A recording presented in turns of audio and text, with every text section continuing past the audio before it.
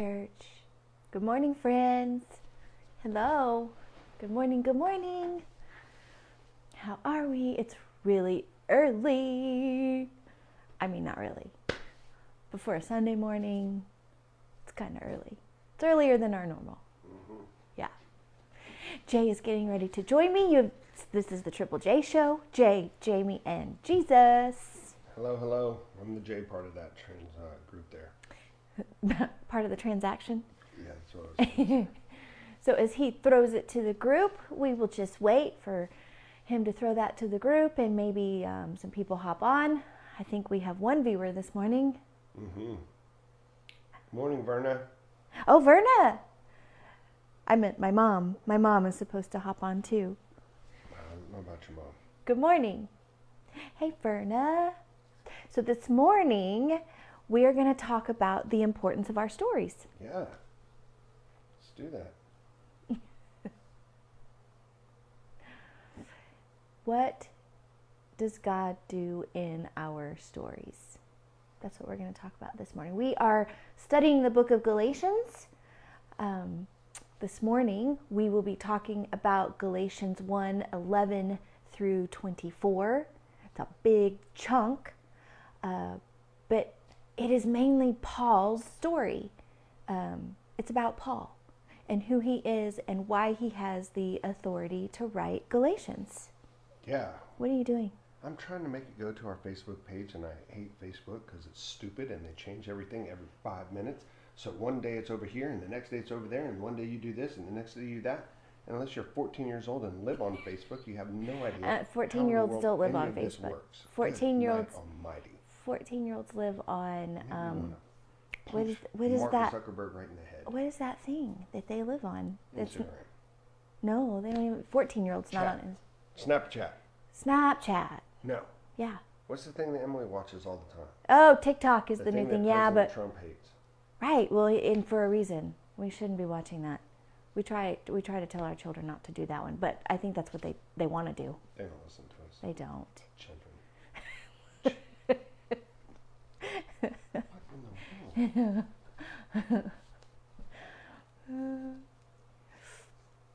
I don't know. All right. Well, it's just not going to be on the Facebook page because Facebook changed how that works. So, all right. Well, we will go with it. We'll do what we do. Lovely. Wonderful. Fabulous. So the importance of our stories. Whose story? So this week, I've really been thinking about this because it has come up 3 different times. Mm-hmm. And you know, when things come up over and over again, especially in a short amount of time, like a week, to me, it's always an indication that God wants to say something in that. So on Monday, I had the opportunity to share my story. Yeah. Well, you know, in school, every quarter I have to write an autobiography. So for some class I'm taking, I have to write an autobiography. I have done so much writing about my story. Mm-hmm. This quarter I have to write my preaching autobiography. Wow. So how other people's preaching... Pretty short. No. It's what I thought when I saw the assignment. I only preached 3 times. There we go. I think I have preached 5. Oh, 5 times. Maybe 6. All right. Maybe 6. Getting up there. Way wet behind the ears. I read something funny about that. Going off course a little bit. I read something funny on Facebook yesterday. One of my classmates in homiletics put out on Facebook, we have to preach an Old Testament lesson. Right. In 2 weeks, and he put out on Facebook of all the Old Testament, because he's overwhelmed by you can preach about anything in the Old Testament. So he put out on Facebook, what in the Old Testament would you want to hear a sermon on? Oh. And he has had some of the funniest responses, but one of the funniest responses was, well, new preachers, interesting, you have a topic. New preachers usually preach from Genesis to Revelation all at once. And I thought, I bet we do have the tendency to fill that up, don't we? 20 minutes. Let's get it all in. Yeah. Anyway, so I have to write my preaching autobiography. It's how preaching impacted me throughout my life. Mm-hmm. So other people's preaching and how that has formed me, right? So anyway, I have to write that. But Monday, I got to share my story, and I asked the person listening to my story, they wanted to hear it, and I asked the person, what highlights do you want? We've got an hour. How much time do you have? Would you like the abridged version of my story? I mean, I've been living 49 years. What do you want to know? We have the multi-volume disc set that we could send you in the mail. Right? Like, what do you want to know? If somebody were to ask you, tell me your story, wouldn't you be a little perplexed? Like, one, where do I begin? What highlights do you want to know? What are you interested in? What are we here for? Is there something specific you're looking for? Because my story is really long and deep and curvy. So what are you looking for, right? Well, and if you think about it, in whatever context we find ourselves in, we share different pieces of our story. Right. Right. I mean, there's the classic oversharing person who you just met at a party, and they're like, "Oh, by the way, blah blah blah blah blah," and you're like, "Whoa! I really didn't need to know about Whoa, this. that was a lot of information." Yeah. Yikes, scaring me.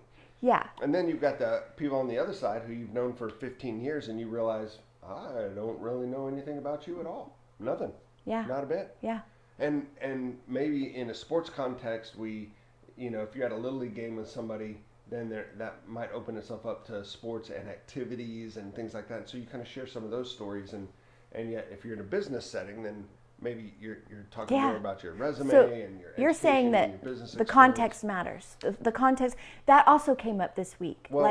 Understanding context. Yes, the context matters, but I'm saying that we tell parts of our story regularly, but we tell little pieces of it that fit the context at the time. And we very rarely put together the whole Well, I think thing. that's probably healthy and human. I mean, if somebody were to start speaking about their story completely out of context, why are you telling? Have you ever? My name's Jamie. I was born in Lubbock, Texas. Well, that's kind of important, where I was born. Because you couldn't wait to get back to Lubbock, Texas. Well, now I just totally lost my train of thought. Our train has left the station. The train has left. I was going to say something about context. Anyway, so I had that opportunity early on in the week. Somebody wanted to hear my story. And then I had a professor who told us that we are going to be excavating our stories. Whoa. Excavating, really? Excavating, yes, of course. Excavating our stories. And I thought, well, what is that? Isn't that's when you get your toes done? Is that what that is? What? Excavate. Oh, no, that's digging. Right, got it. Okay. I don't even know. And then on Wednesday, a story came up again in a conversation, in a theological conversation. And then later on in the week, I had to talk with somebody about my context, where I find myself right now, and how is God using my story right now in the context that I'm in. Okay. So, 4 different times in a week, that's a lot to think about story and why it matters. And that's what we're going to talk about this morning in the sermon. Sounds like a lot of words. Sounds like you had to talk a lot. When you tell your story? Well, 4 different times people want to hear your story. At some point, I'll be like, here, I recorded it. Just read this. Actually, on Monday, before my meeting, I knew that this was going to be part of the meeting, was sharing story. And so before the meeting, I was like, here's my autobiographies I've already written. Just read those. There you go. Just read them. We got this covered. Let's move on. I am on the disc profile a high D. A high D. So come on. I'm going to hit the points, but I'm also I. I'm also a high I. I'm equally high I and high D. Yep, you are. Interesting. Like Lady Di. So sharing your story. High I's would love to share their stories. And do, often. And over and over. Do I share my story over and over, honey? I know I talk a lot. Oh, that's funny. No, not in particularly, babe. You don't actually. I just know your story because I pay attention to you. So Jay and I took a hike on Friday, and all of this has happened in a week. This is not going to be good for me. Say a prayer for me now. We took a really long hike. No, it's actually not good for me. This is really funny. It'd been a while since we hiked together. It had been. And I would want us to go hiking every day, but we just don't. We can't. We don't have the time to do that. So it'd been a while since we took our long hike together. We had been there during COVID. We'd been doing that regularly, going on really long hikes together. But, you know, life is back in swing, and I'm taking 3 classes. I've got a couple of real estate clients. Yeah. I'm working at Grace, and I'm preaching and teaching, and so I have a little bit on my plate. And I've had these meetings this week that were really significant. And so it's just been a really packed week, and we hadn't had a time to really connect like we like to do and need to do. Yes, indeed. So we went on a long hike on Friday. Yeah. An hour and 50 minutes. Hour and 49 minutes and something. Something like that, yeah. It was a really long hike, right? And because I hadn't seen my dear husband and we hadn't connected all week, guess what I did for the entire 1 hour and 49 minutes? Not the entire time. There was a point. It was probably, what, an hour and 15 minutes in? That you let me talk? That I was like, I think I've been talking a lot. And he said, yes. Why, yes, you have. You have used a lot of words. She had much to share with me. It's the way that you connect. It is the way I connect, and I find it important to share what is going on in our lives. It is, absolutely. And even, I don't necessarily like to use lots of words. I don't necessarily like to talk and do all that. But it really is valuable in our relationship. It really is. Yes. We call it couch time from way back when we were doing some work on our marriage, and it stems from spending time together as a couple where the kids can see it. And so we would sit on the couch in the living room and spend time together so that our kids could see us being together, so that they would have that. See us talking. As part of their understanding of what family was and what marriage looked like. And I learned through that I do value that I really do value that time. And it does make a difference in our relationship and our intimacy level and our connection, which then strengthens our base as we move forward and jump in and out of things. Yes. We're in a more stable place. Right. Instead of being fractured and still having to go and jump and everything. And it's our foundation. So even as a guy, I've learned that is really valuable. Even as a guy. Are there any guys out there that like to share? Surely there are. No. I bet there are. To share a football game. Like we sit on the couch next to each other and we don't talk and we watch the football game. We could talk about the football game. That's enjoyable. Enjoy that. Yeah. The difference between men and women, everyone. We could go hunt and not talk at all. We tried that once, didn't we? Didn't you and I try that once? I know I've sat in a deer blind before, and I thought, I don't think this is my jam. Not with me. I'm not because it's in nature. I love nature. I'm not that foolish. I had to sit in there by myself. Somebody dropped me off at a deer blind. I don't remember when that was or why that was, but somebody dropped me off at a deer blind and said, we will come back and get you whenever. And I was like, okay, like 30 minutes? No. Hours later, I was like, sit here and still you want in a blind, in a deer blind. No, in nature, I want to be out in the nature. Mm-hmm. I was in this box, and I'm claustrophobic. Box. Yeah, that's not a good thing. By myself. And so, at one point, I think I got out and started talking to the deer. Yeah. And don't you know, who was that? Maybe it was my dad. Anyway, I will tell you that when they came back to pick me up, I had a lot of words to share because I'd been saving up for hours. Watch out. Anyway, story. The importance of our story, even in our time of sharing as a couple, what we're doing is we're sharing our lives, right? So our story is about sharing our lives with people. Yeah. And what God does with that. God is rich in our stories. And this morning in the sermon, we're going to talk about God being in the story and what he hopes out of our story. For sure. Okay. Right? Like and that's the excavating of our story, is we kind of have to go in and look at our story to see where we have God touches. We have God moments. I'm going to call them pivotal moments this morning. We have pivotal moments. We have those thin places, as the mystics say, the thin places where the divine meets the natural. Where the kingdom of God and the kingdom of this world are really clearly intermingling. Always overlapped, but they're really clearly overlapped. In the thin spaces, they're always overlapped, but I think in the thin places,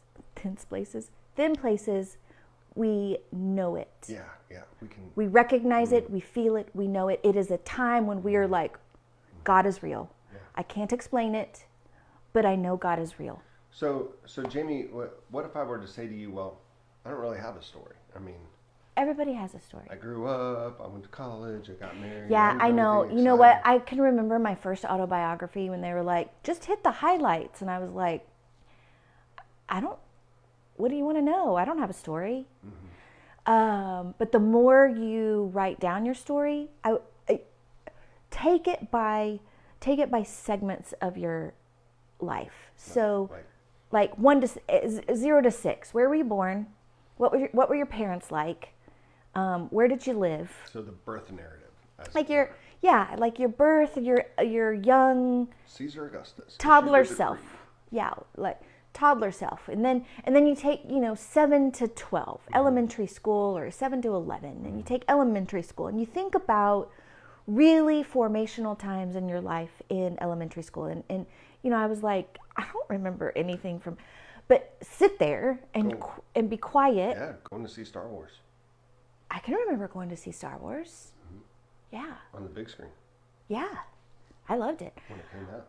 I think Star Wars. No, it wasn't. Do you remember the rabbit movie? There was a movie. The rabbit movie? Oh, it was a funny movie. I saw it several times. It was a funny movie. I don't know what I'm thinking. The rabbit movie? See why I have a problem?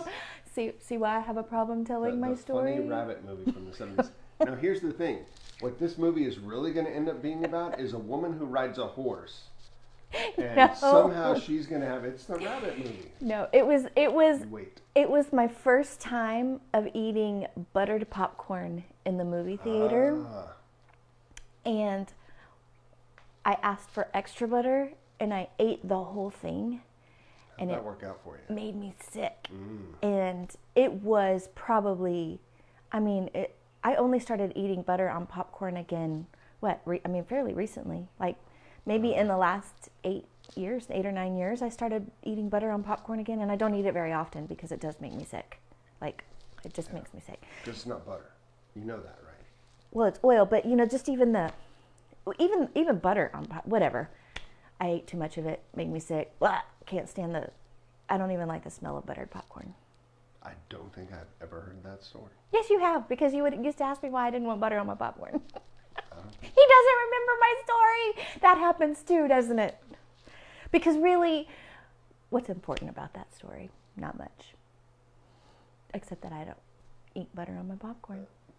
But it's a beautiful detail. I like it. You should include that in your story. It rounds things out. It gives it life. It gives it feeling. Adds texture. God was definitely not, I don't think, in that moment. Although I was there with a friend and her mom, and I remember it being a fun time. Okay. So there you go. Anyway. So when we're sharing our stories, we should think about different segments of time, and then go in and kind of go through those and look at the highlights, and because the reality is that everybody has a story. Everybody has a story. It may not be the action story that you want it to be. Like I read The Cross and the Switchblade when I was, 13. Really great book. It's a story of the Reverend David Wilkerson and his mission to the inner city in New York, in the 60s or something. Maybe 70s, early 70s. And he goes and he hears God's call, like he's like a suburban preacher from somewhere up there. I don't know. And he hears God's call to go to the gangs in inner city New York and preach the gospel to them. And he's like, what? And God's like, you need to go. And he's like, God, I really don't think you realize, like, hello, like I wear a tie and a jacket and you smoke a pipe and these kids are not going to listen to me and blah, blah. And God's like, I don't really care what you think. Go. And so he goes. And he does. It's crazy. And he almost gets killed a couple times. But eventually, his steadfastness opens the door. And he begins preaching the gospel to these gang kids who live the hardest of harsh lives. And their lives change. And I was like, oh my gosh, like that's the kind of story I want. I want the superhero action story. And hasn't happened yet. Doesn't have to. You have your own story. You have your own story. Right. I guess you see somebody else's story. Like, that's a really cool story. And I want to have a story. Of course, like we love other people's stories, and we think our story is a little bit boring. Right, I think. The Cross and the Switchblade. Check it out. Most of the time. There was a movie about it. Eric Estrada was in it. Oh, I used to like Eric Estrada. Cops. Chips. What was the other guy's name? Anybody? The white dude. I don't know. I just liked Eric Estrada. What was his name on the show? Anybody? No. I know. Punch. It was Poncherello. Oh, yeah. What was the other guy? Back to story. We are going to today talk about Paul's story. All right. And you telling the story about this guy in a suit going to gang members just really, it really connected for me Ananias' story. And how Ananias is a character in the Book of Acts. It's a weird name, so I wasn't sure if you could hear. Ananias, Acts 9. We are going to talk about it this morning in the sermon. He is the one, Paul's conversion. He's part of Paul's conversion. Jesus goes to Ananias and says, I have a mission for you, Ananias. You need to go meet Saul of Tarsus. And in that moment, Ananias was like, ooh, not me. Yeah. I don't want that call. Doesn't he as much say that? I mean, he was like, the guy who's murdering us all, you want me to go meet the guy who's murdering all of my people and all the people like me. Jesus, I don't think there had to be like this rich conversation there. Like, Lord, I'm not sure if you guys paid attention. I'm a Gentile. I'm like a Gentile and he's killing us. Right? Was he a Gentile? Ananias? Well, Paul is after the Christians who are converting. They're not called Christians yet. They're called Christ followers. Yeah. I was wondering if there was something about the name Ananias, if it was a Greek name or something, and that's where you got that from. No, I just had it in my head that he's freaking out because people are killing people like him. Yeah, but he could have been a Jewish Christ follower. I need to go look that up. Right. Thank you. All right. Now I need to go look that up. Anyway, the story continues. Ananias just had to be filled with this fear, with I am not up to the task. Well, I think also just plain no. I don't like that guy. I don't like that guy. He's evil. Yeah. He's murdering people. He's evil. I want him to be part of what we're doing. No thanks. Yes. So all these complex feelings had to be going on in Ananias. Yeah. But he does it. He does. And it's part of his story. And without that part of his story, where would we be? Ooh. So think about this. What?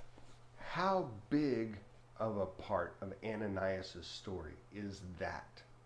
Wouldn't it be interesting?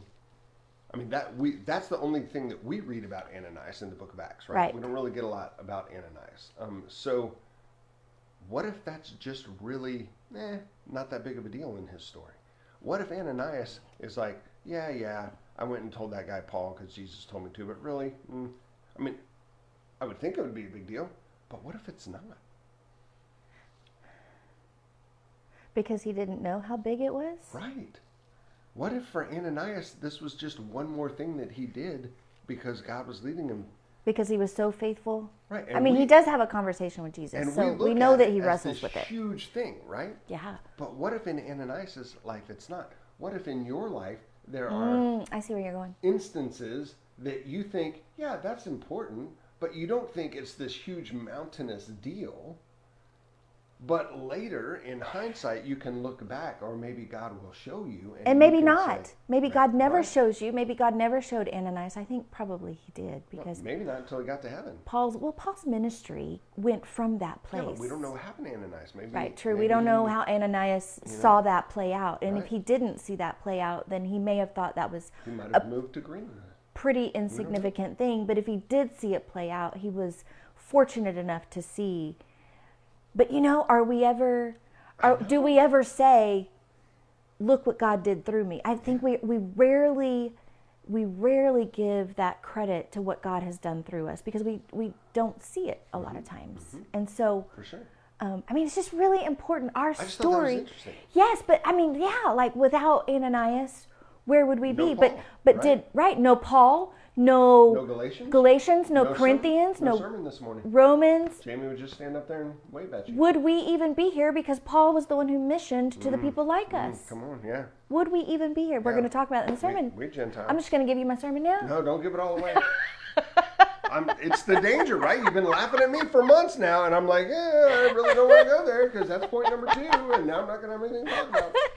But God moving through our story has impact for the kingdom. Indeed. And without our courage to encounter God in those thin places and then follow through with what he's asking us to do, where would some people be? Where would some things be? Yeah. Well, another way to think about those thin places is that's where God's story and our story intertwine. Yes. And our stories matter. Your story matters. Perhaps. Buzz, time to go. Talk about that another time. Like 10:35 this morning at Grace Church, while we worship together at All Saints Chapel, wearing masks and being socially distanced, of course, and online on all of our platforms at Grace Church SA. We hope. You can, theoretically. Theoretically, it will be there. Because last week the computer exploded. So it just didn't work. But we hope to be streaming live on our website and our YouTube channel and on Facebook, and we hope you can join us there. If not in person, we would love to have you join us for worship anytime. All right. We're going to close it? We're going to close it. All right. God's peace. Y'all have a great weekend. Thanks for being here. See you next week.